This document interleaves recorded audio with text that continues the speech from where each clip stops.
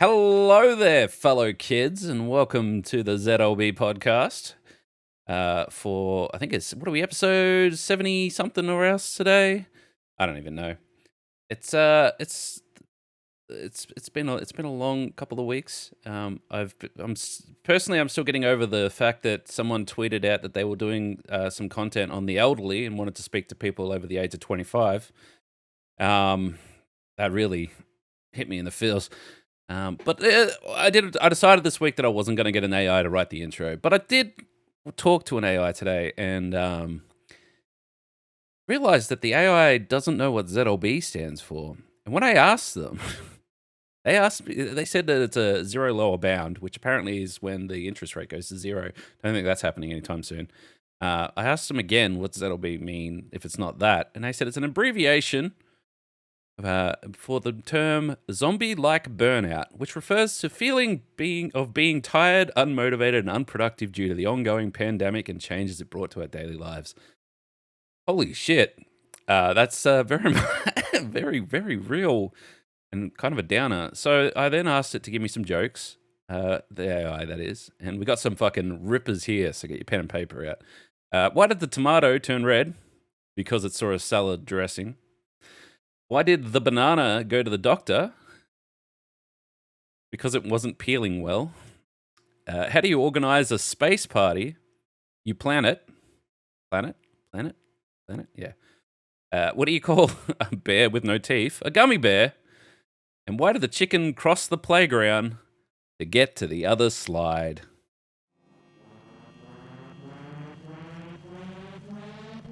You'll definitely come across a lot of creeps. Where have all these cancelable opinions? You guys keep boots at 60 feet. That was a picture of my boots. That's it. That's the title of the podcast. They're rock hard.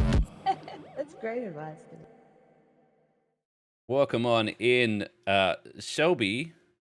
But your screen's around the wrong way. Hold up. Oh, sorry, I'm tame now. Sorry. Okay, continue. What's up? Hey, what's up? I'm tame. I make music and shit. Yo, Shelby. Yeah, what is Shelby? Summarize me. A fake? What the fuck? She's an AI. I'm all real. She's as real as they come, actually. There you go. Now Hello we're everybody. Shelby. Welcome on in. Please talk while I fix this real quick. Well, you've broken things. It's not unusual. Is this because you're zombie-like burnout? I am zombie-like burnout. Absolutely. Yeah, I saw that, and I also saw the thing where people were saying that over 25 is elderly, and I'm 28, and that was the first time in my life I've ever felt old. So that's fun. I took so much offense to that. Fuck you, Biggie, if you're watching, you asshole, or listening. Fuck you too in the future. Damn For asshole. tagging me in that shit. I'm not the elderly, all right? I skate very lightly into boomer territory, and that's as far as I'll let you take me down. Because get fucked. I mean, 25 is old now? When did that happen? 20 anything is old now? 20 anything is old now? I don't fucking know. It's like, I just hope that the tweet's actually there to trigger people. Like It is satire. She was trying to be very clear about that. So Thank God. phew. Thank God. But speaking of triggering people, this is great. This is great because there's what started out as the story of we sort of started talking about this before, and I realized that we need to actually talk about this. The TV show Velma. All right. Everybody loves to talk about it because it's so fucking just tone deaf and just dumb. All right. So basically, Yes. they've taken all the characters from Scooby-Doo and created I don't know. Do you want to describe it, Shelby, in detail? A Gen Z woke culture based, and I'm not saying that in a bad way. Like I 100% believe in like everyone should have equal rights and stuff. But they've Shelby done wants it to in be a really- woke. They've done it in a really satirical way to a point where it's like borderline stupid. Well, it is stupid. It's not even borderline. It's just stupid. Yep. To a point where they are trying to enrage people to get them to provide commentary on the existence of the show to give them free press. That is what it is. And what has touched on happened? this last week. I touched on it last week when I Exactly. talked about negative geared marketing, where you're intentionally pitting people against a product or something to give it hype. Like we talked about the marketing with McDonald's potato cakes and potato scallops, and the complete the enraged half of Australia in one way and then half of the other half of Australia the other way. But it's the same sort of concept. So Negative geared marketing. Velma, they came out like it's all marketing spin, all right. So don't believe everything they tell you, but they did come out saying that Velma was their highest premiered animated TV show ever from Hulu. Their numbers apparently have been off the charts, which is weird because no one's come out saying, yeah, that Velma show's actually pretty good. People are hate watching it. They hate watching it into a second Definitely. season. It's going gangbusters. They hate it so much that they're watching it. Watching. Well, They're keep watching going it to back make it. content about how much they hate it, and it's the same. Like it's the same. Like it doesn't matter if the show's good or not. All that matters is people watch it. So they just Yeah, well, that again. It's the negative geared marketing, rage marketing, if you will. yeah. So then there was the thing that I saw coming out was that first of all, Scooby-Doo's nowhere to be seen. Scooby-Doo's gone. So they axed the headline act from his own show. It's Velma's the headline act. Who I don't even know anything about the show. I refuse to watch it. It just sounds awful to me.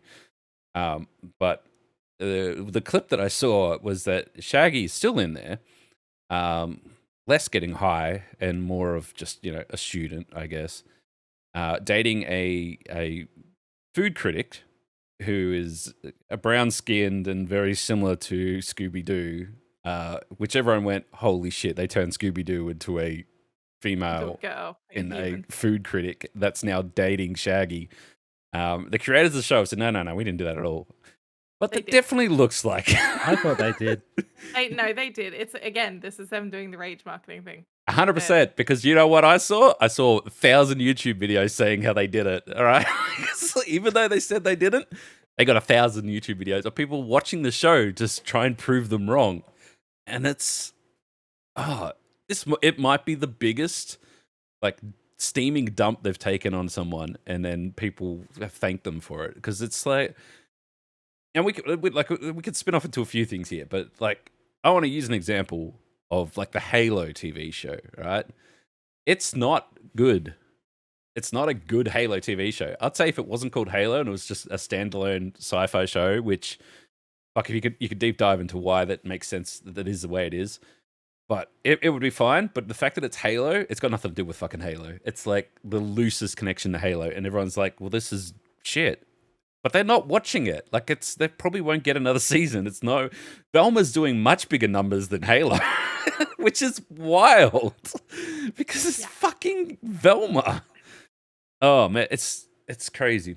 It's honestly crazy. And This whole like thing with that show as well is like one of the reasons I personally wouldn't watch it anyway, even if it was a good show, because I don't really like the Mindy. I don't like Scooby-Doo. And Kaling. the last Scooby-Doo movie I watched was a midday movie. When I was watching it, I realized it was filmed in Brisbane. And I'm like, Well- this would be fun to watch.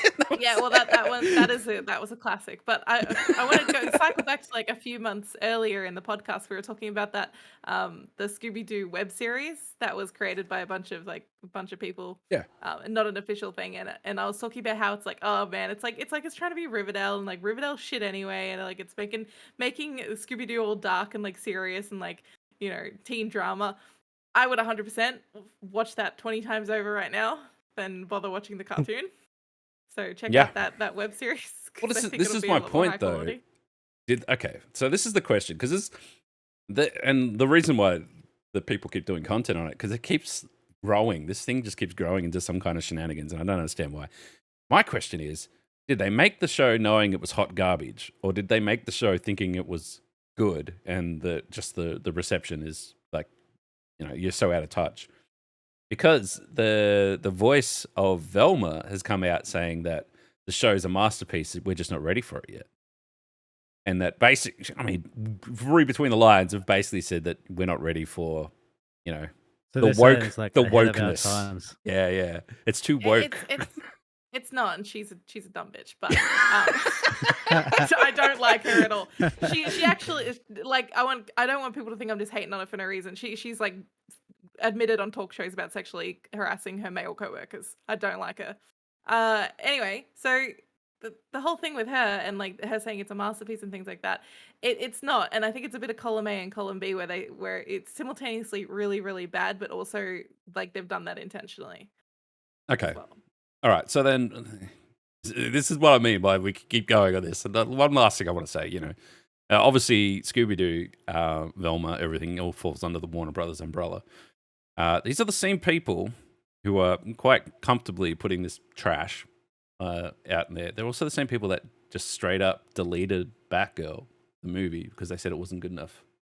Batgirl would have been so cool. I've seen a lot of the behind the scenes stuff coming out. They got rid of It's like Batgirl and they gave us Velma. it's not a fair trade. We're in the darkest timeline right now, okay? That's not a fair trade. But This look, is the silver lining to the whole thing, Brendan Fraser recently rocked up at a screening for The Mummy in cosplay, in his original cosplay gear as his character from The Mummy. that's great. I He's love in it. his Was this fucking... recent? Yeah, yeah. I just watched a Nice, video nice. essay about Brendan Fraser today. Actually, that guy is so great. I love Yeah. him. Yeah, he's sexy like colour. He's growing up, I was actually like in love with him. How good was The Mummy, though? Like, fucking... great. In terms The of, like... Mummy and Tarzan was on Yep. my list. That was just me Yeah, being that- introduced at he a very made young mad age to his movies. abs. His movies were Ugh. good. Yeah, his action-adventure movies, man. They just fucking nailed it every time. It was just so good. Yeah, just crazy. It's crazy He's to just think. like a really nice, funny guy. So he's like very charismatic and like charming. And the video essay, I'll have to bring it back up and like I advise you guys to check it out. I'll get the info. I just for watch it. his movies. Just support the shit out of the guy. Support the guy because he was him blacklisted back. from Hollywood for a really long time because he spoke up about being sexually harassed by one of the people who runs the Academy, who runs the Golden Globes, I think it was. And he was harassed by that guy, and Brendan's lawyer sent the guy a letter and said, you got to apologize to Brendan. Like, he was really shaken. He kind of apologized in that backhanded, like, I'm sorry if anything I did offended you, but never admitted to it. And suddenly Brendan lost all of his work. Yeah, it's that. Yeah, It's the blacklisting that you. And the more you look into There's it, it's like even people that he thought were his friends that wouldn't blacklisted him. yeah. That's Oh, it. yeah. Because you So can't. Because if you don't live the blacklist, then you're blacklisted as well. Yeah, absolutely. So It's- the video essay I found is by Jabroni, and it's 18 minutes Jabroni. long, and it's called "How Brendan Fraser Escaped Hollywood's Blacklist." I'll link it in the chat for the people who are watching this live. but Actually, I otherwise, did look see it that up. come up. I saw that come up. Yeah. Very, very good. Yeah, no, the man's living his second coming. Thank God, because like, yeah, he deserves it. And it's not even anything against like what he does or what movies he's making or anything like that. The man himself just seems like a genuinely nice guy. He's not interested in doing super Hollywood stuff. Just wants to make movies and do his own thing. And I think that's great. And the more people that are like that, I think the better off we are because there's too many people that get too big for their boots, if that's probably the right way to put it. But yeah, He's always Because been I a bit know humble. he put The Rock on. He had did. The Rock He his was start. part of the Rock's success, from the Scorpion King. Yep. And then- The video Awful essay movie, actually by the talks way. a bit Awful about movie. how like it talks a little bit about how like for that movie how the Rock's fame kind of got catapulted, but Brendan was put on the back burner really for the Because the The press Rock releases knows for that. one thing, and that's how to sell The Rock. That is all that man is good at. Like, even even take his wrestling and everything aside, he could just be mediocre. The thing that he excels at is fucking selling himself. That is it. And like someone did like a deep dive on him, like just like Black Adam's a great example. Like he was just talking about like people can't go, what's for breakfast? He's like, well, I'm having this, just like Black Adam would be having this dinner. Like he just sell himself constantly, and it's like how does he do it so flawlessly? But yeah, anyway, Black Adam's gone because fucking James Gunn took over DC. the Gunverse is going for it. Which he came out a couple days ago, and he's like, I'm probably going to bring all my friends to the DC. Hope that's cool. Like all the Guardians of the Galaxy, all my Marvel friends are going to come over, be DC characters. And it's like, mate, it's fucking your show now. Everything else has just been thrown out do the what you window. want. Who cares at this point? No Batgirl, so what do we worry? What do we care about? It's fucking wild. The whole thing is crazy. I noticed that they're just talking like James Gunn and everything else, because obviously he's got Guardians 3, which is this year, right? That finishes, this year. Yes. And there's a heap of Marvel stuff coming back with, and I think we talked about this briefly before, but I watched this very good deep dive. It was terribly titled, and I kind of disagree with the whole mentality, but the argument was kind of sound as well. And it's basically how wokeness destroyed the Marvel universe. What's the name of this video? And I don't know why. I don't know why I clicked it or not. I think it might have just autoplayed. But the guy was a dickhead. But what he was talking about, I've heard it talk about it a couple times previously. And we're just looking at Marvel, right? Just Marvel in particular. And they're right. And it's not like the motivations aren't bad or anything like that. But if you look at Marvel as a whole, starting from Endgame, they definitely went and tried to take a female lead or a female character and move them to the front of the pack. Right? They have that really cringy scene in Endgame when all the female people just like pose together in the battlefield for 3 seconds, and it's kind of like, why? And like, you know why, but they do that. Anyway, they were deep diving into that, and they were talking about how obviously you get WandaVision and you get Black Widow and obviously Thor and stuff like that. But Thor in particular is a great example where obviously the directive is be more inclusive. We want to show strong female leads and strong female characters, blah, blah, blah. The problem is Marvel doesn't know how to do that. So what they do is they give you their female character straight off the comic book pages, and they take it and they go, here we are. But they're like, well, that's not a strong female lead. That's just the female character who, let's face it, Marvel doesn't really have a lot of strong female characters, particularly in their older catalog, right? So then what they do is they make all the male characters around that female dumber because they don't know how to make the female stronger, so they just make everyone around blooming idiots. And then when you watch Thor now and you look at it through those eyes, you go, Thor is really dumb in this movie. Like, extra fucking dumb. Like himbo dumb. Like super himbo dumb. I don't necessarily agree, because if you go back to even like the original Thors before all that, like Thor in the first one is like, I don't know your culture. Give me mead. I will fight. And I will smash. Where now he's like, Adoy? I mean, he's still a bit of the way previous movies. I think the reason that like I struggle with Marvel at the moment, and like I feel a bit disinterested, partly the representation that is in it feels a little bit performative at times, like the posing and the things like that.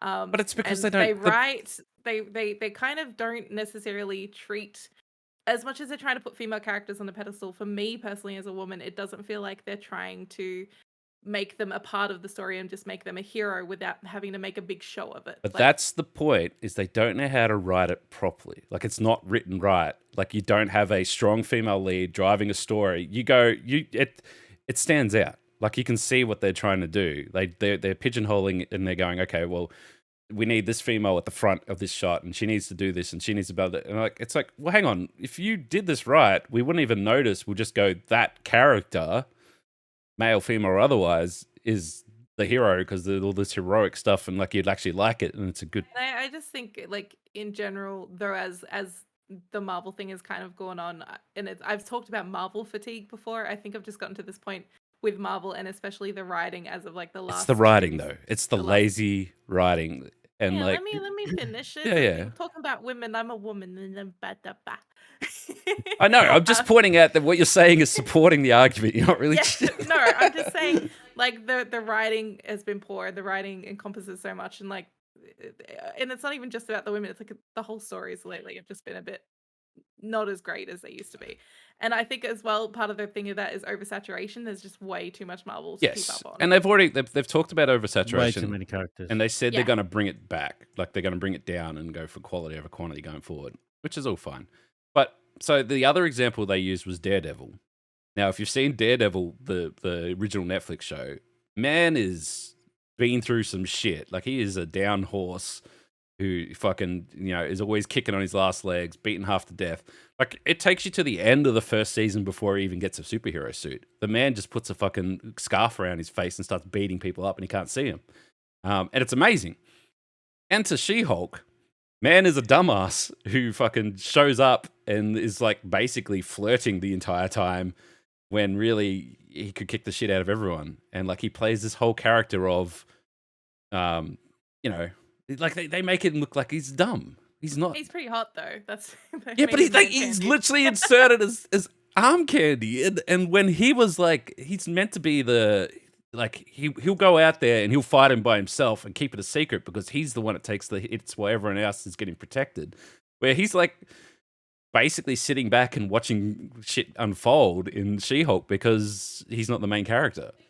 But that's bad writing. Yeah, that is. This You was should be their fucking attempt people at up. subverting expectations, but they did it in a really negative She-Hulk's way. terrible. And I can tell you, as Shelby will tell you, we sat on the couch. She watched She-Hulk. I played the when's Daredevil showing up. That's it. Because it was so poorly written. And then, like, if you go and there's interviews with the creator of the show and everything else, and she's like, well, what we wrote and what we started filming got changed halfway through. And then what was episode 2 became episode 1, and what was episode 3 became episode 5. Like, they just reshuffled the whole thing at the last minute. And it's like, why? Why? Like, how do you make a cohesive show like that? And it shows, is what I'm saying. But My problem, one of my problems with She-Hulk is that they made such a big deal of Titania and what she was because going to be. there was a different. That she was going to be a big antagonist, but She they was, relegated though. her to. She wasn't. Though. No, but she was. This is what I'm saying. They took her episodes and changed them around because Titania was going to be in episode 3, but she ended up being in episode 1, and they cut out her main story. They changed it at the last minute. That's the point. Yeah, that's what I'm trying to say. So they made her as a big antagonist and everything because she was. It was just at the last minute, Marvel's like, nah, we'll change that and chop her out. Yeah. So then the writing makes no sense. At all. At all. And also, and again, Wong, the Sorcerer Supreme, why does he have to be relegated to watching daytime TV and like soap operas and just all this? Now it's like a meme though. He just shows up in every single. They dumbed him down thing. to make him dumb. Why is the Abomination doing self-help classes instead of being the Abomination? Because they dumbed him down. This is what I mean. It's not that they're not doing the right thing. Like what they're trying to do is the right thing. It's just that they're so bad at writing it. They can't write a strong character and a strong narrative around a strong female character. So they just make everyone around him dumb to make it seem like she's a stronger character. And it's stupid. It's the wrong way to go about it. And like I'm trying to think of like better, like if I think of like a better written superhero show, like just in general, I think like Peacemaker is a great example where they took a character that was like had 4 lines and then they scripted out an entire show to it. And the thing about Peacemaker is it's not really about like Peacemaker's what drives the story, but it's all the surrounding characters that are actually give you any sort of interest to the plot. And there's some really well written, like just characters that are just buddy characters, I guess, but they just add all this context where I feel like Marvel's kind of screwed that up, where they don't have any really strong characters anymore. They're just like, oh, we need to get this character to do these beats, and then that's it, and we get it done. Chuck it in the oven, 30 minutes, pull it out, send it on the fucking. Who's a good female like hero character? Kimiko from The Boys. Yeah, she has like her personal struggles, which yeah. Marvel tries very hard to give them like personal struggles and everything. But like Kimiko has her personal struggle. What? She has like her differences and what makes her special as a character. And she's a complete badass. And yeah, but keep in mind, and I'm agreeing with you. This end of the second season, where it's the all-girl fight. It's the neo-Nazi versus the girl. I think that's funny though. I think that was intentionally meant to be like a play on the Marvel but it worked though. They do. They also make points of taking the piss out of Marvel, and I think those kind of things are being talked about. I think the best one was they took the piss out of the Pepsi ad. That was the absolute fucking. Yeah. That was so good. The second that started, I'm like, you're not surely gonna do this. Even some people have complained about it, but I think even in The Boys, Starlight is actually a decent character in terms of they talk about the way that she deals with harassment a lot, which Marvel tries to have the characters talk about harassment and things like that, but I think The Boys does that a lot better and shows accurately what it would be like to be a woman in her shoes a lot more accurately. And they do that. They do that horrifically. Like they don't shy away from it. They also do the whole thing where she's coming out, she's telling the truth, she's on right, and then everyone just loves Homelander. Yeah. It's like, oh, you're a woman. We don't care. We want Homelander. It's like a horrific dystopian world that we live in, but they don't shy away from talking They about also, it. and to that point as well, in the graphic novel, it's so much worse. It's so Yes, much. They had to tone it down for the TV show. What the stuff that it's goes down Oh, yeah. with Starlight is Monkadabi. It's not good. And they toned it down for the show, but they also they obviously they take their own liberties with the show and stuff like that. And I feel like and I mean we've mentioned it many times, but like The Boys is such a grounded superhero show compared to like any Marvel show where it's all fantastical and kind of weird in that way. And like DC is its own thing. It doesn't even feel right in a lot of ways. And The Boys is just so grounded and so current. Like it feels very current about it. And I'll say the same thing about like Invincible's another great show where they keep the characters very grounded, where your expectations are, he's the superhero, so he's going to do superhero things, and that's the supervillain, so he's going to be the villain. And that show just turns it on its head almost immediately and goes, no, fuck you, you don't know what you're talking about. We do what we want on the show. And it's Definitely. and it's really good for that. And there was I was looking at like they were talking. I was watching a top 10 superhero shows that are better than anything Marvel. I was actually just gonna say, like, my list of recommendations for like superhero stuff is like The Boys, Invincible, Peacemaker, My Hero Academia. Yeah, so And then there's a Marvel couple other stuff. ones. Like we talked about Doom Patrol's another one, which is still going. I didn't even realize that was still going. I thought that sort of faded into existence, but that's still going. The Runaways, which is another one, which is very grounded as well. And like, and in that list that they talk about, they said, "Oh, it's kind of cheating, but we want to include Daredevil, the original Daredevil, and the original, what's the other guy, Punisher, TV shows because they're just so fucking grounded." And like, I forgot how fuck the Punisher, like that show is real, like it gets real. For those who don't know, the Punisher story is basically he, served his country and was kick-ass in every aspect, and then he was just at wrong place, wrong time. His entire family gets murdered in front of him, and then he just sort of effectively just has a mental illness. Where and the difference between say him and Daredevil is that Daredevil doesn't kill people, Punisher kills anyone and everyone. No worries, Everyone. It's pretty brutal. and Takes that brutal. everyone. But it's the thing is that they were Netflix shows before there was Disney Plus, and now Disney Plus has the reins, and they have the full library of characters and can do whatever they want. And they're just not doing it. So it's kind of weird in that way. I recently went back and watched Daredevil before She-Hulk in preparation for the second coming of my man. And the first 2 seasons of his Netflix show are spectacular. Second one's when they introduced Punisher. And then the third one's it's got a weird when they introduce Bullseye, and then Bullseye wears a Daredevil costume, and it's kind of weird, but certainly that the first one, like his arc through the first one is fantastic. And particularly if you want like bonus points before you watch the TV show, go back and watch the Ben Affleck movie, and it'll make you appreciate the TV show so much more. And if you want triple bonus points, you go watch the Ben Affleck movie spin-off Elektra, which is even worse somehow. I just watched that the other day, actually. What, Elektra? Yeah. How's that CGI looking good? So budget. It's rough, to say the least. And just wanted to remind everyone that myself and Shelby, at least, are from Melbourne, which has been pointed out to me that there's been a few articles kicking around, one in particular, that's talking how living in Melbourne makes you a snob. Are we snobs? What are we snobbing about in Melbourne? Tame's got a smile on his face. I'm from Sydney. I would I know argue snobs that Sydney would make you more of a snob. Surely, everything costs so We're all much more. friendly around here. Oh yeah, right. No, it depends. I've lived in both, and I have to say people were snobbier in Sydney. I'd say, all right, here's a great, like Shelby lived in Melbourne, but like outer Melbourne for the longest time. Yes. And now you're inner Melbourne. Yeah. We won't dox ourselves exactly, but people say that where we live, the locals at least, say that we live on an island because everything we need is right here in the suburb and we have no reason to leave. And Not kind wrong. of not wrong, yeah. Yeah. But so Shelby, how's it feel being a snob now? Well, I do find myself buying things like expensive truffle aioli. That's true. You do buy some fucking And expensive. I go to like snobby the snobby grocery fancy store across the Everything's street. artisanal. I buy all the artisanal shit. I definitely eat into that part of the snobbery, I guess. Well, the article, which is entitled "American Expat Saying Living in Melbourne Has Turned Her Into a Snob," quite literally half that article was about the food and coffee culture. Well, fuck. I do know that Melbourne. I'm not a coffee person. I don't drink coffee, but a lot of people in Melbourne are definitely coffee snobs, and everyone can like all the people at my workplace will argue about which coffee shop nearby is like the best one for the beans and how they roast them. I'd like to just stop you right there.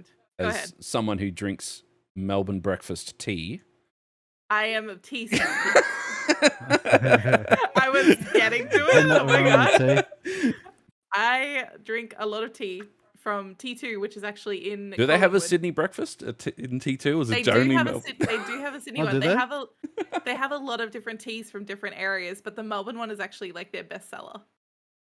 Because it's a black tea that is infused with It is notes of delicious. vanilla. It is delicious. I have had their New York tea, which is actually it's just very American. So it's black tea infused with pancake. So it's like it's all cinnamon and syrup. Look, so it's Yum, very that sounds American. good. Actually, was very nice. I am but going yeah. to. I'm gonna go out and say, look, I don't feel like I'm a snob, but But what are you snobbing about? Melbourne is next level when it comes to food and coffee and just Definitely. in Oh, general. Yeah, like it's not like even I'm not a fancy eater. I don't I don't make friends with salad. It's just like, but even I can find half a dozen places in any street that I'll eat and find like wonderful food. And like I think my diet moved from meat and potatoes to fancy meat and potatoes when I came to Melbourne, and very, very fancy meat and potatoes. So it's definitely I mean, I recently went out to a very popular Asian fusion restaurant, and I had like duck wontons, and the wontons weren't even like enclosed wontons. It was like crispy flatbread with like all the wonton yum. ingredients on top of it. That fusion restaurant, and it was all like modern bougie stuff, was like the best food I've eaten in a very long time. I was so happy, and also So much especially good happy I food. didn't have to pay for it because my work did. yeah. So it was good. And like it just like I said, I don't feel like I'm a snob. I still feel like we're all very friendly and nice, whatever. But just as an example, completely unorganized, just out of the wheel. We walked out the front door and we thought we'll go get some lunch. We walked past a couple distilleries that focus on gin. We went past a couple breweries who work on making their own craft beer right here in our suburb. Walked past a coffee roaster, and then we went to our local pub, which was actually a little alleyway that had been constructed into a kind of a retro pub area where we got a Parma and chips and everything else. Well, I had thyme and potato churros on a bed of like tomato, capsicum. Yeah, this remoulade. wasn't a special trip. We just walked down the road. That's just It was that's good. just what's down the road. That sounds good. I want it now. Look, honestly, potato churros are just like somebody's got mashed potato, put it in a piping bag, and piped it into hot oil. So it's like a giant French fry. Yeah, but when you mention it Sign like me up. that, it's like, why don't people do that more often? That sounds delicious. It's Why not? Why not do it? Get some mashed potato, put it in oil. You got I think this is probably a great time to talk about some other towns other than Melbourne. What do you reckon? Well, Sean? I'll finish off by saying, like, I believe everyone is a snob about something. There is something in your life that you are knowledgeable about, you're passionate about, and you're a snob about it. I'm snob about tea. It might not even be a food. Okay. Everyone's a snob. But the point somewhere. is, being in Melbourne makes you more likely to be a snob than, say somewhere on shit towns of Australia. We have a lot of stuff to be snobby about. But let's go to shit towns of Australia. Nice little list of places that you shouldn't probably be Be a in. snob about? Yeah. There's 10 items. They've actually changed the format, and some of these headlines are actually a little bit old now because they're playing catch up with the few weeks that they've With the actually holiday been in. season. They got to be The good, holidays. right? They have to There be is a good. Santa related They one have in to there, be good. which you'll probably have heard about. So number 10 is Port Pirie, South Australia, which is always says still shit. So It's somebody true. has a grudge against I've been it. there. Canberra, ACT is number 9 with the headline Drongo accused of riding modified e-scooter at 100 kilometers per hour while high on meth. I saw this. Yep. Plus, Gronk bites cop and pisses in police car. Didn't see that one. You know what I love about these? Is that Gronk. Gronk. Yeah. Gronk does Too this. bad. Gronk does that. Number 8, Mandurah, Western Australia. A bastard burns down giant wooden sculpture Didn't hear about that one. Okay. 7, Perth, WA.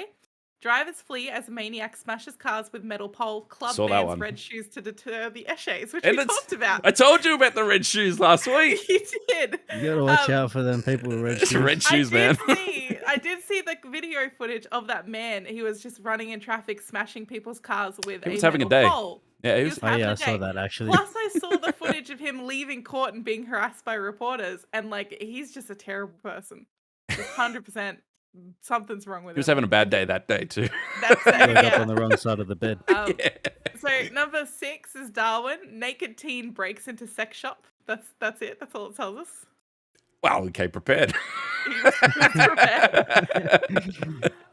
Number 5 is Townsville, Queensland. So lowlives steal firefighting vehicle. Also, burglars run over woman with her own car. Also, Gronks fail in attempt to smuggle 250k of drugs into prison using drone. Using a drone. Using a drone. Where's Vince this week? I know. What do we got? This one I did hear about. So in Frankston, Victoria, Santa Claus pepper sprayed and arrested outside Bunnings. I saw that. Yeah, I sent that to some people on TikTok. I'm like, Yeah. look at this guy. Yeah. And like they say, arrested. He was tackled. It was violent. He was resisting.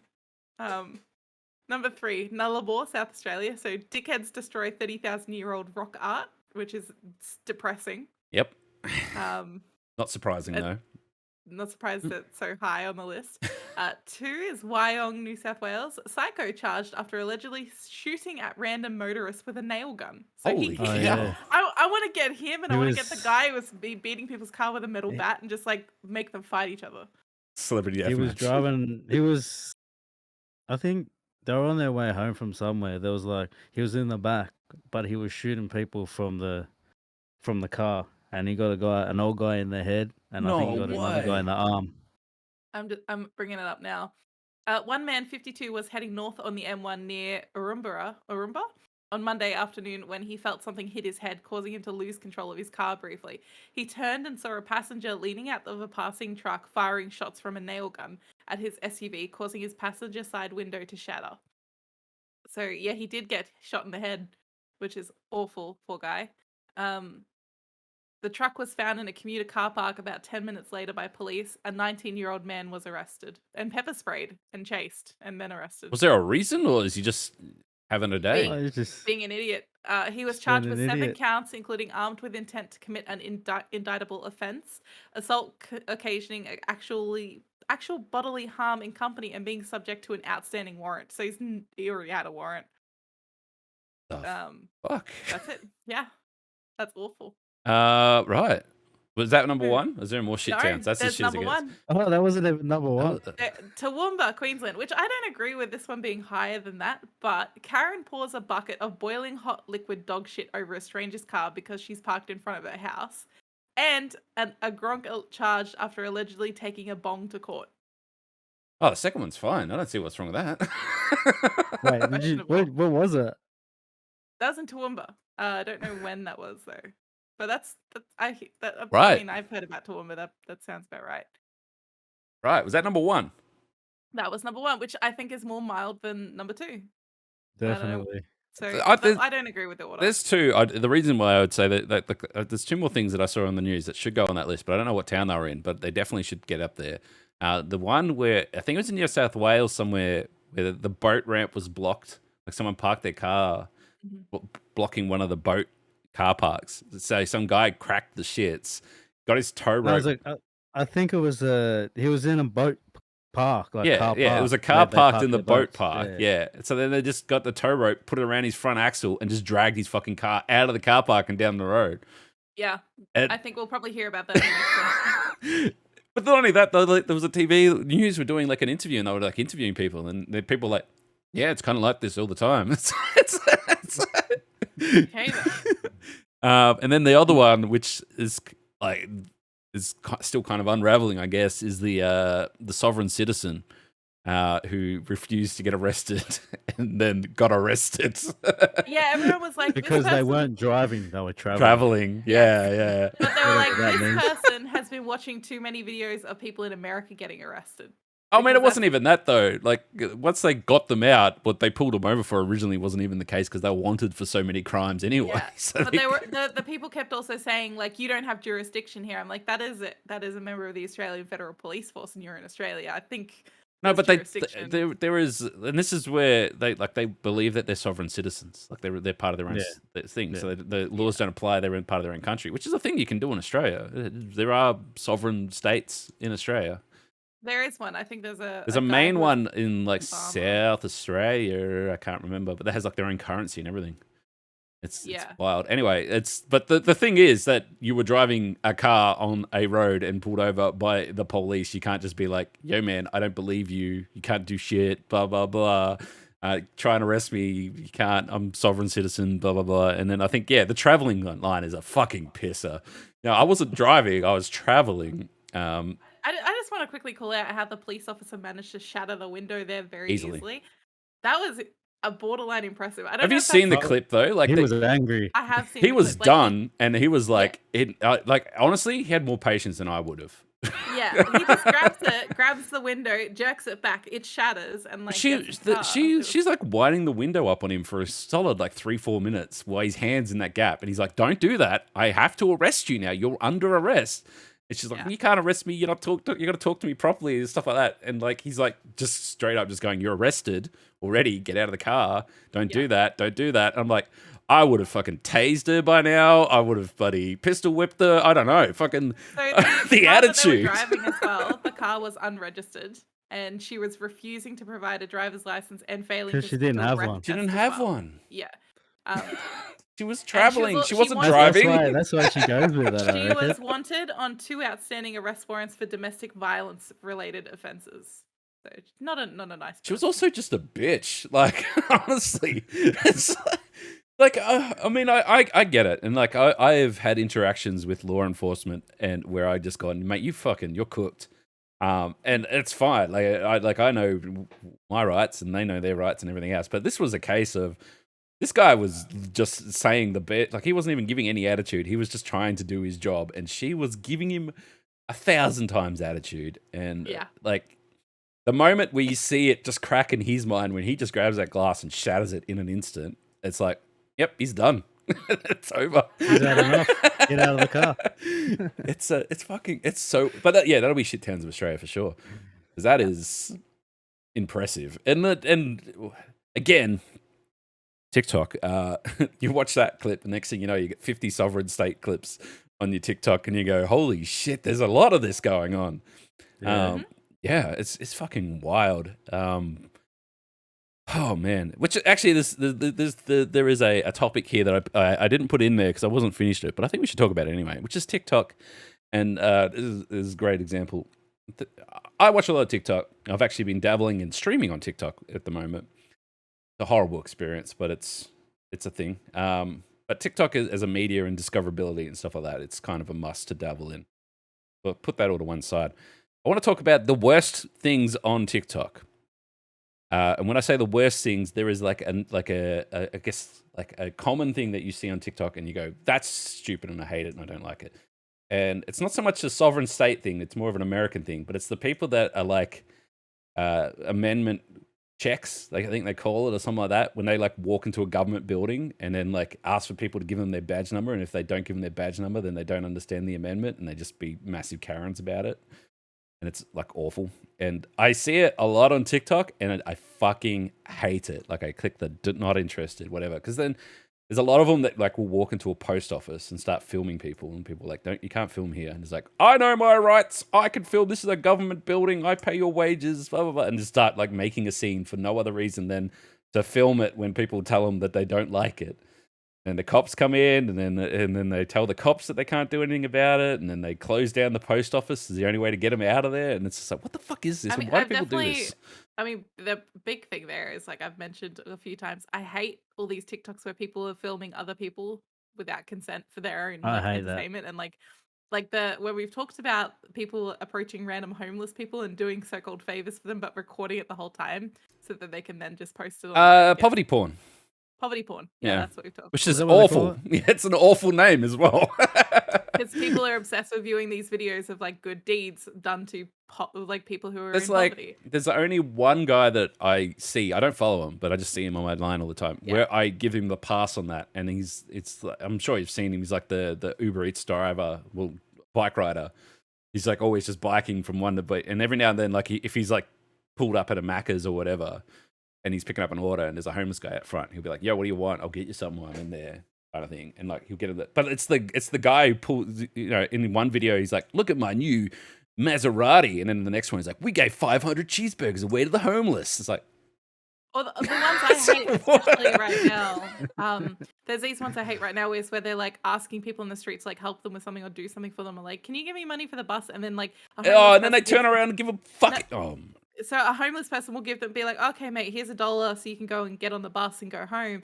And then the guy's like, "Okay, because you were nice to me, here's $500." Yeah, And usually before they've gotten to this point of like the resolution of the guy giving them $1, they show a bunch of people who rejected them. So there's a bunch of homeless people who are like, "Sorry, man, I don't have $1 to give you," and then they don't get the money. The one I saw today made me fucking angry, like angry. And he turns up to a shop angry. that's not open yet. And like he knocks on the door. He's like, "Can I come in? I know you're not open, but like, can you make me food and stuff?" And the woman's like, "We're not ready. I'm still setting up." And he's like, "Oh." And then eventually she lets him in, and he's like, "Oh, well, now that you let me in, here's $100 cash." Like, fuck off. You just honestly. Anyway, I made a list of shit video TikToks, and none of them were on there, but I hate all those ones as well. The other one that I really hate is when they approach a stranger and you're like, "Yo, I'm a photographer. Can I take some pictures of you?" Fuck off. Seriously? Fuck off. The videographer ones as well. Yep, same thing. Oh, I went into my local McDonald's and said I'd make them an ad, and they rejected me. So I went to the independent burger maker around the corner. Fuck off. Honestly, it's just so stupid, and I hate it. But the one I hate more, and I hate it the most, and it fucking pisses me off. "Yo, do you want the mystery gift, or should I double it and give it to the next guy?" That one's becoming huge. Fuck off! My favorite thing right now, right, is whenever somebody posts, like, it could be anything. They could post some sort of weird TikTok and everyone's just kind of a bit grossed out. You go into the comments and somebody's just like, "I don't want this, double it, give it to the next person." And the only good one I saw was the guy who always makes fun of like being an Asian stereotype and his wife and stuff like that. He's like, "Do you want this kid, or should I double it and give it to the next guy?" And then by the end of it, he's got like 6 kids, and then the guy's like, "Double it," and he goes home to his wife. He's like, "We need to make more product." I saw that. That was pretty good. Yeah.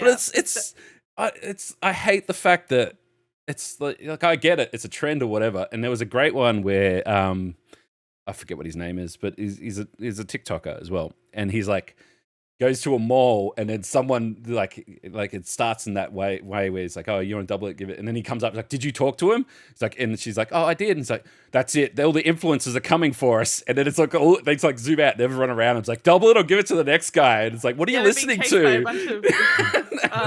What song are you listening to?" "I'm a photographer," and it's just like, I saw another satire one where there's this good pair of people who make like really good satirical takes on these sort of things, and has a guy shopping, and the guy comes up to him, is just like asking him like sad questions and things like that, is trying to give him money, and then he goes, wait, cut, can we go back, and can you just like re-say this again? It's just like, and then the guy's like, "Why are you filming this? What's going on?" Yeah. It's just great when they're taking the piss, but that's what it's like though. Like, and this is like, I get it. Like, if it's faked or whatever, it's faked or whatever. That's fine. I don't really give a shit too much. But when it's like done to death, just make up something original, please. Yeah. One thing that worries me is I've seen TikTokers doing these weird like social experiment videos, as they call them, in places that I've been, like shopping centers and things that I've been to or I live near and that I go to, right? And I've seen a few of them now, where they go up to like a fat woman and they give her flowers, and they're just like, "Just wanted to make your day better," and like they're purposely targeting someone that they deem unattractive, right, to give them things. Yep. And as a fat bitch, I'm really concerned that someday I'm going to turn around and some person's filming me and approaching me with flowers or something like that. Somewhere that like I'm just trying to like live my life and be comfortable, right? There's like a clip. There's a clip where I think it's like in New York or something. They approach some woman to like, and before they even get a word out, she just screams in his face and he doesn't know what to do. That'll be you. That'll be me. I'm genuinely afraid because all of these people doing like poverty porn and like these social experiments, they target people that they deem socially not desirable. And I know that I fit into that category. I'm like, fuck, someone's gonna come after me one day as content. To be fair, a lot of them, like most of them, they approach them first and say, "Hey, would you be interested?" Yeah, in they being a definitely video?" do. They definitely do. There's people that have been in these videos and then they make their own video. Like, yeah, no, he didn't really tell me what it was about, but he asked if I wanted to be in it and said they'll give me $50. However, there is that woman, and it was an Australian woman. Remember, You got the we talked about flowers. this forever ago. It was It no, it was the cookies, it was wasn't flowers. it? There was a cookies one as well, but she was an older woman and she was just chilling by herself drinking tea at like a coffee shop and like just spending time alone. It doesn't mean she was lonely or anything, but they approached her and gave her flowers and made her to feel a spectacle, and she didn't consent at all to this video. There are people out there doing it without consent, and it is unfortunately quite common. So my fear is 100% valid. And yeah, if one day it happens, I'm just gonna bring out my phone and record them back. I definitely saw a video very similar made maybe 200 meters from this building today. That's what's scary. I saw that. They're getting closer. They're Getting in our closer. local area. It's horrifying. I It don't want was to. so normal as well to like make videos and Hot influences in your area. pretty I much don't they're want to be coming. like. I just want to go and get like my KFC slider and go to Kmart. I don't want to. Just tell them to worry fuck about off. Who people recording. cares? I'm a VTuber for a reason. I don't want to be looked at and perceived. Just pretend a lady gave them to you.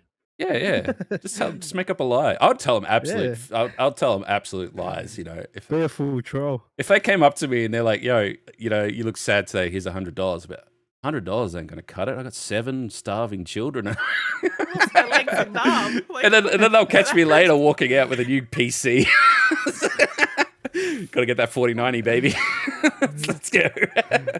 I just think like you can do like, and this is for everyone who's listening, is like you can do nice things in the world for people, and we definitely should be doing nice things for people without broadcasting it or making it a spectacle. Like one of the best things you can do is like, for as a woman, one of the coolest things you could do to empower other women is like if you see somebody with like a nice dress or a handbag, like you compliment them.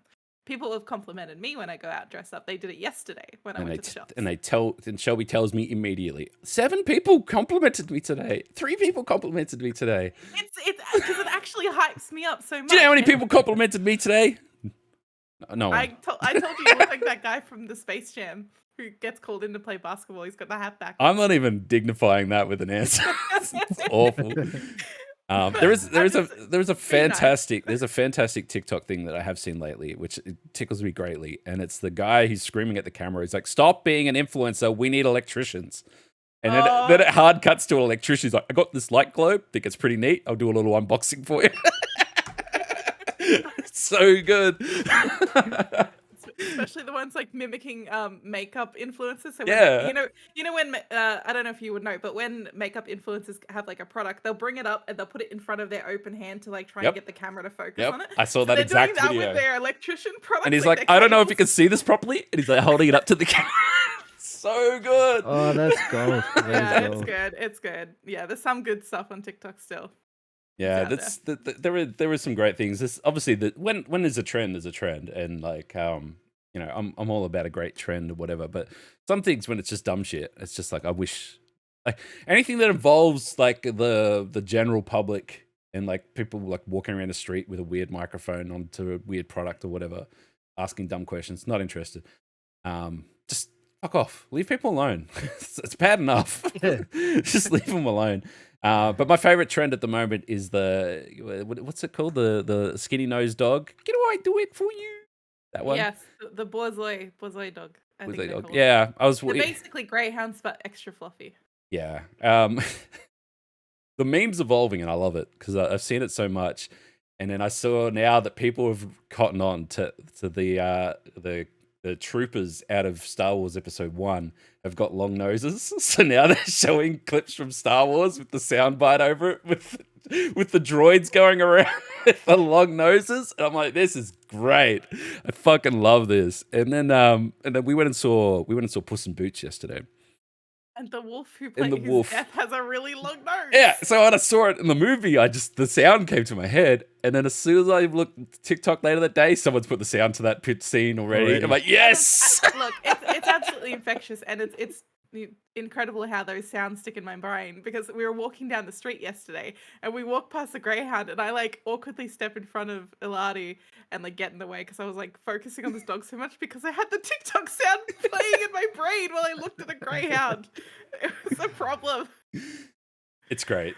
It's great. It's fucking, that one in particular just gets me because it's like, there's so many creative takes in it, but it's like, It's wholesome. it's as well. wholesome. Yeah, it's fine. You can show anyone. It's not offensive. No one's It's getting nothing. exploited. It's just dogs. It's Right. and droids. And I'm thankful at this moment that we live in an apartment building that has like 30 greyhounds in it. It's great. Yeah, we do. Oh We my do. god. Let's make a Everyone in the collaboration. suburb has either a greyhound or one of those sausage dogs at this point. I did notice What? fucking even today was like just walking down the street, the amount of tiny little fucking dogs that are around Yeah. suburb. The suburb what- we live in particular, like Yeah. it was interesting because I've worked obviously in hardware all my life, and everyone knows that builders start at 6 a.m. when the sun comes up. This suburb in particular, when I got here, they're like, "Oh, on the weekends we don't open till 11." I'm like, "Why?" It's like no one does anything but drink coffee until 11, Yes. and then it's all the true. coffee places close for 2 o'clock on a Sunday. Yeah, Yeah. because they go to the I was sports. just gonna They're ask sport as well ball. though, because like every suburb seems to have like the dog breeds that are more popular. Tame, what dog breeds are popular in your area? What dog have you got, Tame? You got a little I got beef. a bulldog. I got a bulldog. He's a beast. He's a beast. Swole dog. Swole. His name's Boss. He's thick. Is it actually? That's Yeah. a perfect name for that dog. That's Where I come from, I actually had 2 of those dogs. King Charles Cavaliers were the staple of the suburb for some reason. It's just, I think it's geographical things, and then like people get the dogs, and other people see the dogs and like, wow, that's a cute dog. I should get a dog like that. I like that breed. But what does it say And then- where I grew up, everyone had Labradors? There you go. Somebody had a Labrador one day, and everyone was influenced. It's influencing. So yeah, we just got greyhounds everywhere here. A lot of rescues. A lot of them are really Yeah, there's nervous when heaps you of meet them in the greyhounds elevator. now. Yeah, They're not only that, though, they're all wearing outfits. they have to because they have no body fat. They Yeah, get no, but cold. they wear cute little outfits every day. You see them in a different Yeah. outfit. Not only that, though, It's got it's more like outfits than I do. There's greyhounds, and then there's also Italian greyhounds, like the mini compact versions, which always look terrified. Those Um, little whippets. Yeah, the Borzois, which are the fluffy ones, the Kermit ones, and then you have the Irish wolfhounds, which are like the big tanky ones that are related as well. Very good animals. I would like some. But yeah, they're always kind of terrified. And we went into the common area of our apartment building the other day to check out the garden, and there's just a greyhound down there just chilling with its owner and barking at us. Yeah. Which terrified the cat hanging off the balcony trying to look down at this dog. It's But weird yeah. though, because we live in a very like built up area. It's very developed. There's so many dogs though, and like my thing's always been like, if we don't have a backyard, I don't really want to have a dog. No, yeah. I feel like they just need some kind of dirt or grass to touch to The live. poop on. And like even now, like we're in a position now where our cat's 2 years old, and he's letting us know the boundaries of the property quite significantly. And it's just like, if this cat went back to my parents' place, which is like 15 acres, he would run and never stop and like disappear. Because like he literally bounces off the front door to the back door and back and forth. And I'm just He like, does sit the parkour. fuck down. It's like, Hell He's been yeah. exploring vertical as well. So if we're like pick him up and we're standing by the door, he like claws his way up the door frame and does like chin ups from the top. literally, of the door. yeah, he's flexing, like doing chin ups on the door frame, and then I'm watching TikTok and seeing these blind 3-legged cats and wishing I had one of them instead. It's like it's just yeah, it's interesting, but I mean, look, I don't want to get fucking depresso, but we're not getting any bigger houses anytime soon. Good luck getting any sort of property anywhere at the Hopefully I moment. get my promotion next week, and yeah, maybe get like a slightly larger place one day. Probably not with a garden though. Just Chip we'll will have to get his own sacrifice. room. Really, no, it's just more of a case. I think we need to get an extra bedroom. We've so I talked can put about Lottie winning in a lotto, corner. and we'd give the cat its own area, like maybe its We own would. granny flat.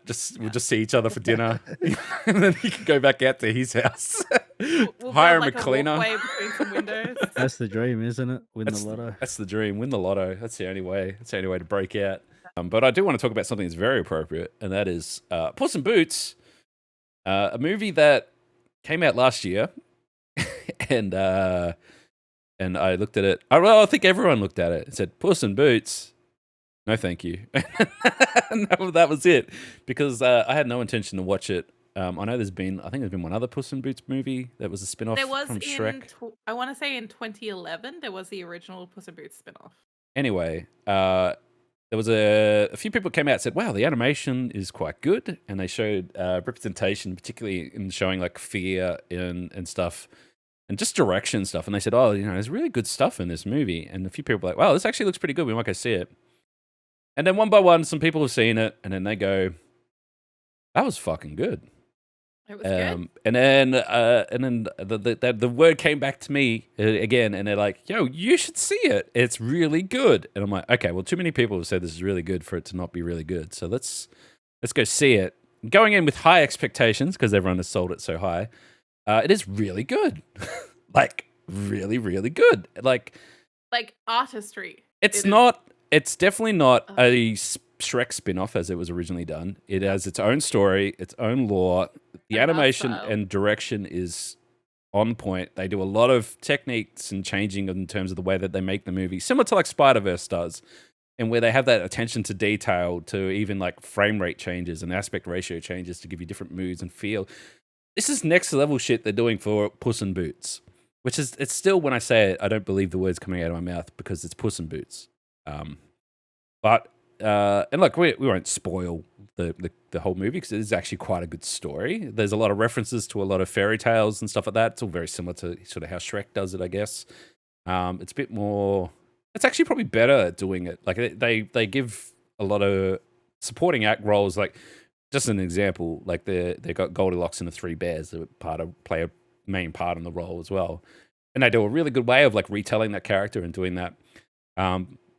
The opening sequence and sort of sets the tone, which is that it's sort of a swashbuckling action kind of sequence. But a lot of people pointed out the obvious inspiration from Attack on Titan for that opening sequence, which shocking. I would never have thought that a kids movie would reference Attack on Titan, which is one of the most violent and wild. But they nailed it. I've ever seen in my Like life, if and they nailed it. For those who know, like have seen Attack on Titan, it has a lot of aspects to that opening Levi chase from season 3 through the town, where the camera sticks with him as he like weaves through buildings and changes angles and everything like that, and the camera just sticks with it. There's this whole scene where he's taken on like a golem, I guess, at the start of the movie, and it's fucking great. And then every action sequence for the rest of that movie is on point, like absolutely on point. So yeah, I feel like normally you see the shit and you go, "Oh, it's a cash grab, get the fuck away from me." But this is a genuine movie, which I hope that because it's DreamWorks has done it. I hope that they take away from this and go, "Hey, if we put a little bit of effort into our movies and not just pump out the same digestible shit that we always do, we could actually do really well." When I say that, like Shrek obviously holds its place in meme history. And it is what cemented DreamWorks as its own. Yeah, like, Shrek. thing. Well, you say that, but I liked How to Train Your Dragon better. Yeah, well, yeah. But then, How like, to Train Your Dragon wouldn't have been possible without. But How to Train a Dragon went off in 7 different directions with a TV show and spin-off movies 3 and all that. TV shows, I think. I know there Now was so It's too much. It's way too I much. love it though. I could watch all the movies again easily. Yeah, I could watch the movies again, but there's a whole TV show, and the TV show's not bad either. But it's so much of it. It's like, so I feel like if they put that same attention, like if they said, "Oh, we're doing another How to Train Your Dragon," but I would say it's a side character. Maybe it's like I don't know how it ends actually about the TV show, but like if they do, something else and put this much detail and like put a director behind it and like use all this kind of new stuff, I reckon they could do some kick-ass films that will rival what sort of Pixar's doing. Pixar's getting stuck in that kind of, well, in my opinion anyway, that Disney grinding machine that keeps pumping out the same sort of stuff. But yeah, like Shrek, because Shrek did how many movies? I don't even know her anymore. Okay, so This Donkey had one where he had kids. I think that's where I stopped. Yeah, so there's 3 mainline Shrek movies, and then I think there's a bunch of spin-offs and like there's like holiday special, there's also a Halloween special, was a few other shorts. So I think it's a total of like 8 or 9. Yeah, and technically Puss in Boots was Every a spin-off. special they could make.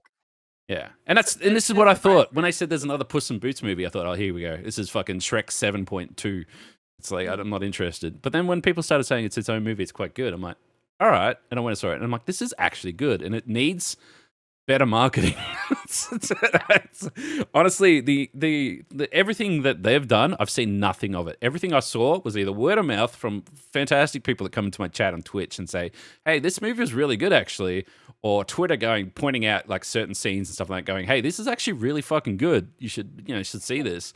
Or like people showing like the technical side of stuff, because they have I don't even think they're calling the big bad wolf, but the wolf that's in this. Yeah. That's spoilers, thank you, Shelby. And That's what they call him. What's his name? And they show like he's like how they depict like fear and all that sort of stuff from it. They're like, wow, this is, from a technical standpoint, they've done really well here. And I'm like looking at all this, and this is all big ups and big motivations to go see the movie. I didn't see a trailer. I didn't see any sort of hype about it from anything from the studios. Nothing. Yeah. So there's in the Shrek franchise, which includes Puss in Boots, there are 4 mainline Shrek films, which I forgot about. Shrek Forever After. There's That's a right. 4D film. So Shrek 4D was. That's the one with the babies, I think. This is when. Oh no, sorry. Forever After was in 3D. She was pregnant in Shrek the Third, and then they had the babies in Shrek Forever After. Yeah. There's a Christmas television special called Shrek the Halls, which I remember. There's Halloween television special called Scared Shrekless. There were 2 spin-off films made about Puss in Boots, so the 2011 and the current one, and a stage musical adaptation on Broadway. I want to see the stage musical, obviously. The makeup is horrific, but yeah. But apparently it's actually pretty good. It's got pretty good reviews. Yeah, and look, obviously, like I said, when you see a movie that has no marketing, it usually means that like they've done everything they think they can. They're just going to put it out and take whatever money they can get for it. If you see a movie that has shitloads of marketing, let's use fucking Doctor Strange is a great example. Oh. Morbius is an excellent example. Yes, perfect. Morbius is a great example. When they triple down on their advertising, you know they got a bad film, and they need people to go see it on day one before word gets out. We also said because we got to go to the Morbius premiere, which was full of the reviewers. Oh, it was the review night, early access, whatever they call it. Because we got to go. That we've kind of decided that the more alcohol you get given at these events for free, the worse the movie is. Yeah, we got given Morbius themed cocktails, as many as we wanted. They wanted us to get fucked up so that the movie we went to Mortal Kombat one as well, and they got us drunk for that. They only gave us like beer and cider though. That's like weaker. It's Mortal Kombat, where fucking the most grass character, and it's an Aussie who talks shit anyway and drops the C-bomb a couple times. I think they were a little bit worried about it, but like not as worried as they were with. I mean, it didn't go well. They didn't get good reviews for Mortal Kombat. But anyway, they do. They make it the best possible experience so that you can give it whatever. But like we watched Morbius, it was fine. But to DC fans, it was taking a big dump on everything. Wasn't DC? Marvel fans. Mm-hmm. So yeah, weird Marvel parallel universe fans. It took a big dump on the whole thing. But also, that was a movie that was delayed 3 years. So it sat on the shelf for 3 years and got chopped up multiple times as they changed their mind. Which is exactly what they're doing to DC movies at the moment, because James Gunn's like, don't put all these references to other movies because I've cancelled all those movies. So they're taking bits out of the movies now that have been sitting on the shelf for 2 years. Anyway, let's not get into that. That's fun. What I wanted to say, just to close up on the whole Puss in Boots thing, is the movie does finish, and it's not a spoiler, but it does finish with them sailing off to far, far away land again, going home to see some friends, which is a very, very heavy hint at more Shrek coming. That's some implications. So, Shrek 5, baby, let's go. Let's go. Like, I'm so done with Shrek, to be honest. And it's the memes are better than the movies at this point. No, Shrek 2 was the best Shrek. With the it was. Towards the end with like the fairy godmother. Oh, fucking amazing. The references made that, but it's when they started doing the whole we're getting married, we're having kids, and craziness and all like. It's like, okay, you've lost what made this. He got married at the end of the first Shrek, so I don't know what you. Yeah, but the whole thing of the first Shrek was that she turns into a ogre or whatever, and then but then like they just do family shit from there onwards. It's kind of whatever.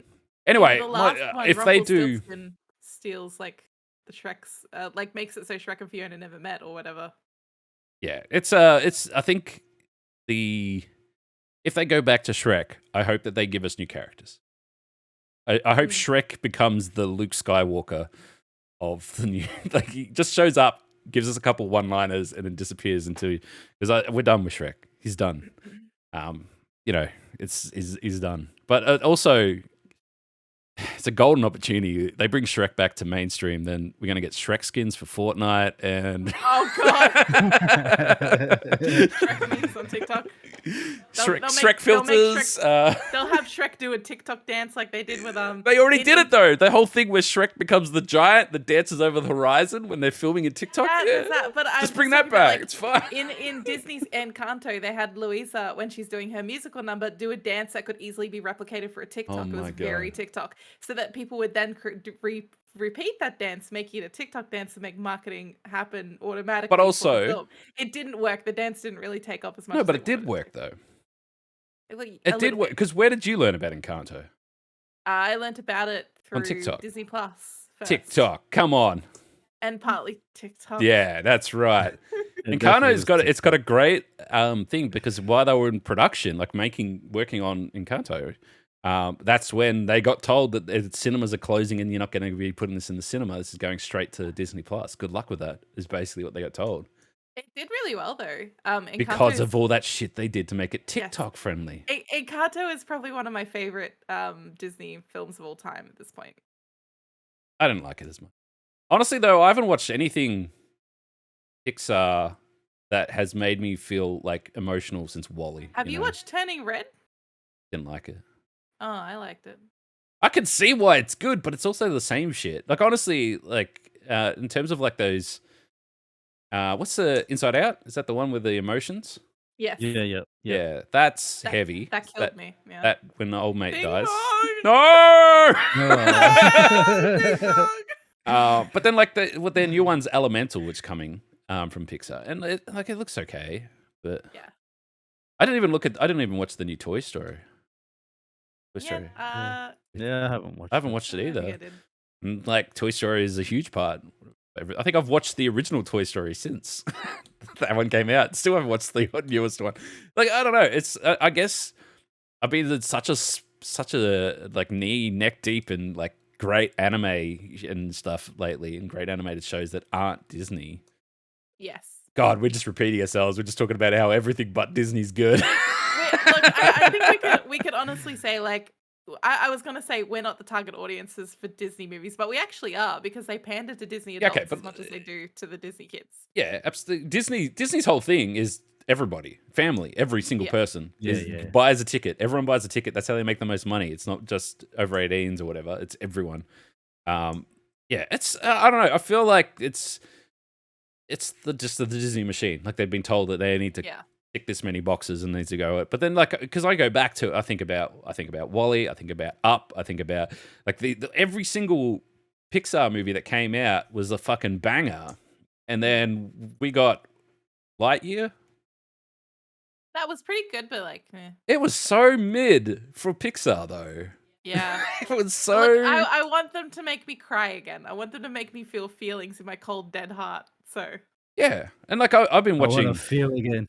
Like in terms of like, we watched Edge Runners, which was fucking next level. We watched Arcane, which is also next level, and these are effectively like indies in the world from a perspective versus Disney. And man, it's so there's just so much better content. We're in the process now where we're watching Attack on Titan, which final season part 3, part 2, or part 1 or whatever's coming out soon. The plot twists and stuff, and connections together. I'm like, holy shit! They do it's such good television, like so good. So we rewatched it. We just smashed through season 3. We're into the final season, part 1, because it's split into so many parts. It's a fucking meme at this point. But the whole great thing about Attack on Titan is that some guy in some room somewhere has a massive board and has the exact storyline all planned out, and they're just giving us the pieces, drip feeding it. And it's like end of season 3, they explain shit that happened in season 1, and we go, oh shit, I saw that person in season 1. That makes Like, I sense thought now. that didn't matter, but it does matter. Yeah, and like, and I know because I've read a bit of the manga and stuff like that, and have been a fan for a long time. But I know that there's still shit from season 1 that we haven't seen explained yet.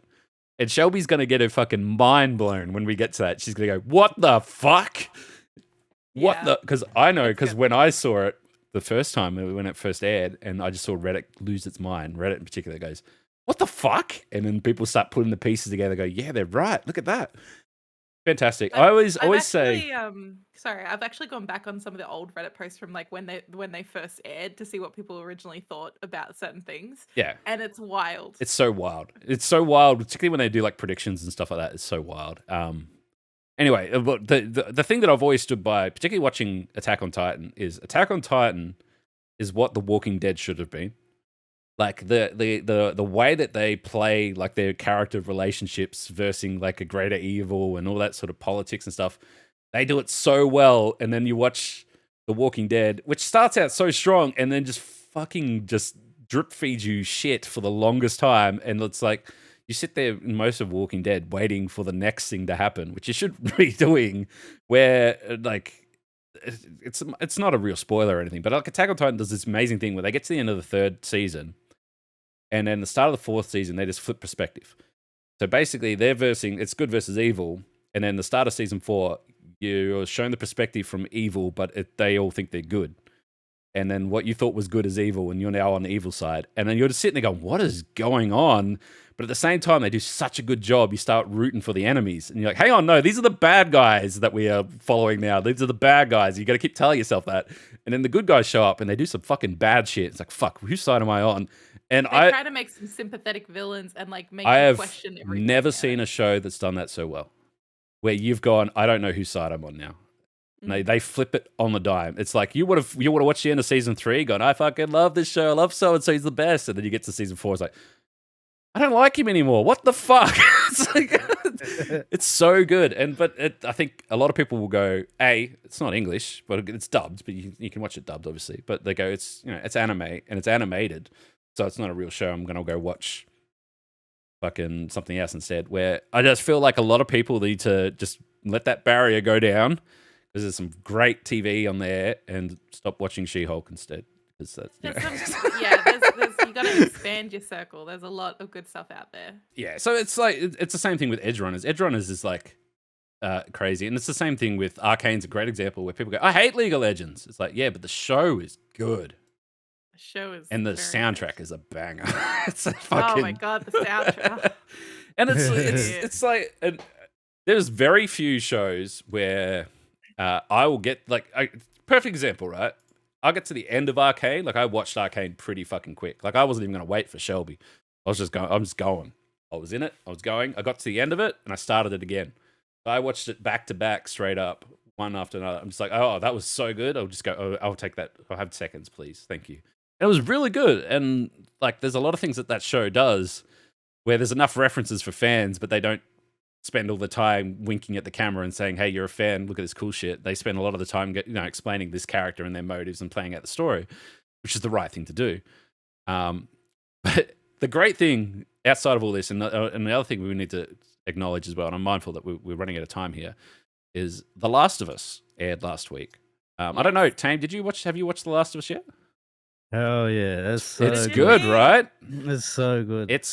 I've been checking every day. I was like, when is the next episode? It's like it comes out on every Monday. Like 2 p.m. or something, 1 p.m. or something. So it's like Sunday for America. It's and Monday for us. They've got it's the Game of Thrones slot, really. It's what they got, and it deserves it. It's amazing. Like it's kind of hard for someone like me who's played the game multiple times and watched other people play the game and forced Shelby to play the game. And to know, like, I know what's coming, but it's also the way that they've kind of done it. There's still some bits that sort of surprise me. And like, we're not going to talk spoilers or anything like that, but there is everyone knows the plot, right? And it was a great thing, because the first thing I wanted to do was like look up all the breakdowns and go, I want to see all the details. I want to see the shit I missed. And I watched a heap of them, and they were fine, but they didn't break it down enough. Because then when TikTok started breaking shit down, I'm like, holy shit! There's another layer of detail under the layer of detail, and someone made out the point that the infection, which is that fungal infection that we all sort of know about. The lore goes that it was from a bad batch of flour is what originally infected everyone. And then they pointed out how in the show they avoid flour by accident throughout the entire start of the show. Like, can't make the pancakes because they're missing the eggs or whatever, or whatever it was. They're missing something to make the pancakes. And then they don't take the cookies from the neighbor, and then he forgets to get the birthday cake to come home. I'm like, holy shit, they're onto something here. Like, there's no reason that they would put that many references of them dodging flour-based foods by accident. They 100% the whole time. They just don't eat the foods And then with flour in then it. the old lady eats the cookies, and she gets infected. And it's like holy shit. That's so, and I feel like there's going to be a lot of that going forward, where there's going to be shit that's going to be missed and you're going to pick up later. And like I mentioned, like with Attack on Titan, what makes it so great is these payoffs that come on later on. And I feel like the Last of Us has got a lot of that in there, where they've done stuff properly with thought, and it's going to pay off. Well, there's a couple things. Obviously, we know where the story sort of roughly goes and whatever. And it's going to be interesting whether or not they touch that or change that in any way. And also, when The Last of Us 1 came out, they didn't know what was going to happen in 2 exactly. But now that we know what happens in 2, are they going to start putting, tying some of that into this original season? Putting in some like breadcrumbs. They might. Possibly. My favorite take that I saw was, I can't wait to see Ellie walking around and Clicker's ignoring her as the worst side character in your video game. And he always got in the way. All the time. It's fantastic. But the probably the best thing that's come out of all this, when we start talking about, how good The Last of Us is, and, things like Arcane and stuff like that.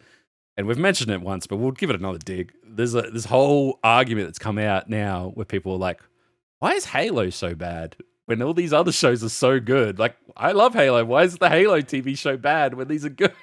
It's just like, why? But and like, they're right. They didn't get what they wanted. They didn't get that lovely Halo TV show.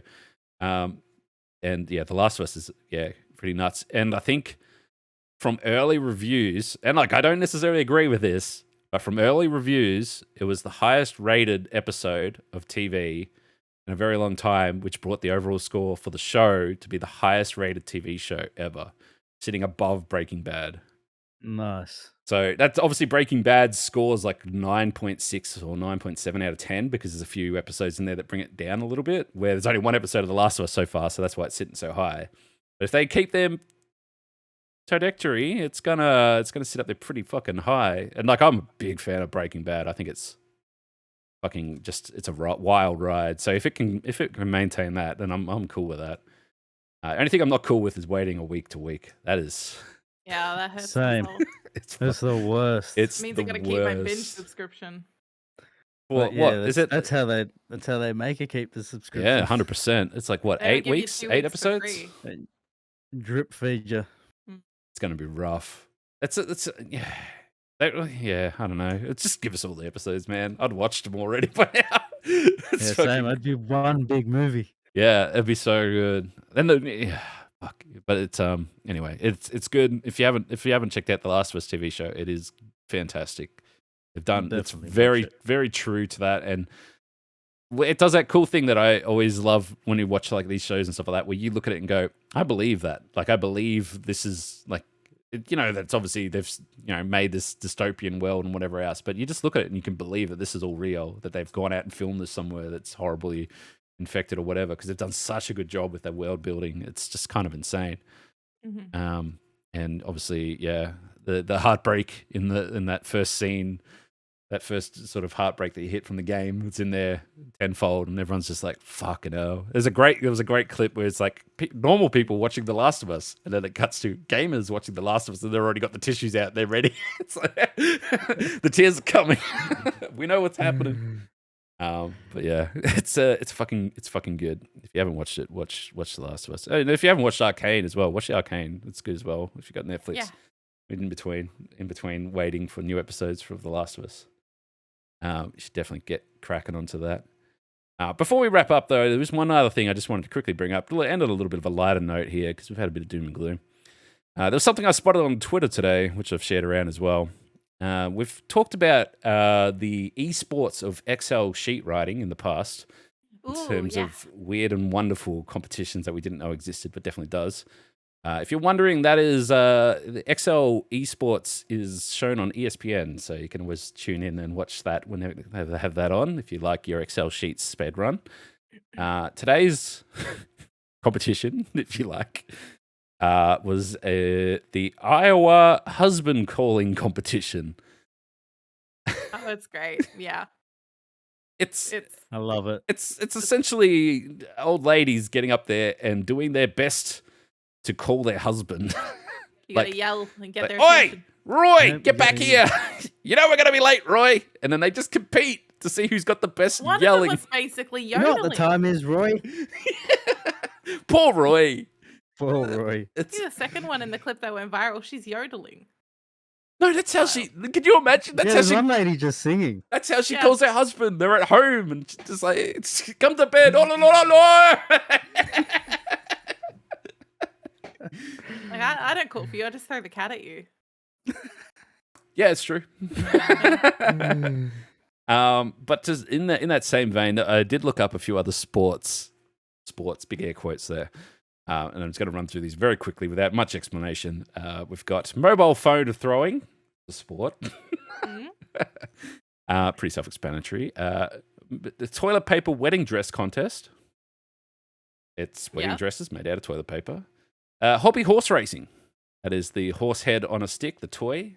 Amazing. People race them around. High heel drag racing. Yep. The different kind of drag racing. Yep. Ugliest dog contest. I've seen that. Yeah, there's some ugly dogs out there. Air guitar playing championships. I've seen that. I've seen that as well. Bed racing is what you think it is. Not. It's family friendly bed racing. You get on the beds and they race them like cars. Chess boxing, which has sort of taken a bit of a highlight recently. I did want to talk about that on a podcast, but we'll talk about that on another one. Please remind me, actually, talk about. Yeah. We talked about Yep. chess cheating in a different podcast, and someone put it to the test. Yeah. The Santa Claus Championships. Yep. It's the championships for Santa Claus. And then the number one, weirdest one that they have on this list is extreme ironing. Oh yeah. I've It's seen like that one. it's like Iron Man meets ironing, where they go out to different locations where there's an ironing board and a shirt, and they do their ironing. like upside down on suspended tight ropes and all sorts of weird shit. Yeah. Oh, what? It's extreme ironing. So it goes back to the old saying that if it's a weird thing that you're into, then the internet will help you find other people that are also into it. But also, there's a contest as well that is a popular one. I think it's in Sweden. The wife carrying contest. So it's guys who have to carry their wife through like a race, and it's got obstacles. Yeah. Yeah. Yeah. That would not be fun. It's just amazing. The husband calling one, that was gold. When I saw that, I just fucking giggled. I'm just like, what the fuck? But it's a very I guess in these days, and I know that we're partly guilty of it, but I know other people that are also guilty of it, where they just yell at each other on Discord now. So we don't even yell to the other room, just send them a Discord message. Say, oi! I won't hear you if you yell in real life anyway because I've got headphones on. So It's true. But with that all, we should wrap up. We are on time for today, and kind of want to watch some more Attack on Titan now that we talked about it. Got to get through that season 4, part 3. I don't know. It's the thing with Attack on Titan is it's got an ending. Like there's an ending. It's done. It's finished. The manga's finished. The show is finishing. So they had this whole hype where they said the final season, which instead of season 4, it's called the final season, which was split into 2. But then those 2 were split into 2. And now we've gotten through final season part 1, final season part 2, and final season part 3. And now final season part 4, part 1 is coming because they split the final season part into 2. it's confusing. It's so confusing. I'm confused. But they just have 100 episodes, I think is pretty much what it just boils down to, but who cares? It's all good. But yeah, Shelby, let's start with you. What are you up to? I've been doing streams on Thursdays and Saturdays. Yesterday, I had a stream where I played a game where I had a blow up doll who had no legs. So my mission was to find her human legs to attach to her, and I did succeed. Was that your mission or the context game's needed. mission? That was my mission. The game doesn't have a mission, so I had That's to what give I myself thought. one, and that's what I came up with. That's what I thought. We're working on my creating VTubers thing, so I've been posting a little bit about that on my YouTube and my TikTok, but you can find all my socials at ShellBunny at Twitch, and then ShellBunny94 on TikTok, and ShellBunny_ on Twitter. And that's all. So many shell bunnies. So many. Also, it's the year of the bunny. Happy New Year. It is. I am very lucky this year. Oh yeah. Tame, what have you been up to? I know you've been playing some Metal Yeah, Gear. I've been streaming on Twitch and been playing Metal Gear Solid 5.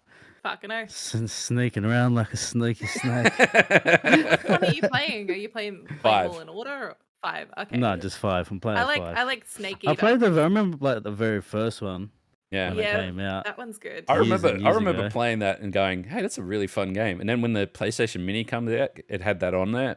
And I tried to play it again. I'm like, this is a fucking hard game. Yeah, But, no, it takes a lot of thinking, man. A lot of stealth, which I'm not good at. But yeah, it's fun. I've been having fun with it. Definitely check out Tame, who's doing some streams Yeah, and stuff. follow and, me on Twitch.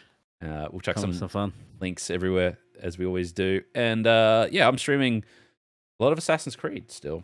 I'm going to finish that game. I'm 60 hours in, which is insane when I say that. Think about 60 hours, but then 40 hours to go. man, I thought I was getting close, and then it literally just did a whole. Oh, by the way, here's some more levels for you. Fuck. So yeah, I mean, it's obviously streaming that as regular. Also, for those who have been watching, I've been streaming bits and pieces on TikTok. Just sort of getting used to the platform and seeing what we can do with it going forward. Whether or not that's something we're going to dual stream the podcast on, or just gameplay. You know, just see what it's like. I've also been screwing around with streaming on YouTube, seeing exclusivity with the affiliate program on Twitch is no longer really a thing. You can stream on multiple platforms as long as you're not streaming at the same time. It's fine. So, which is interesting. YouTube is a different beast again to Twitch. Again, I'm not sure if it's something where we'll, stream the podcast there or do anything with the podcast in particular. But it's good to know how it all works. I didn't see how the world runs and get better for it. But if you're interested, follow me everywhere. It's Zombies LV Bacon. Obviously, ZLB Podcast on Twitter to keep up to date with this show. And yeah, we'll be back next week, same time as always. And if you're listening to this on any other platform, make sure you give us a follow and a subscribe and all that sort of good stuff. And yeah, other than that, we'll probably see you all next week.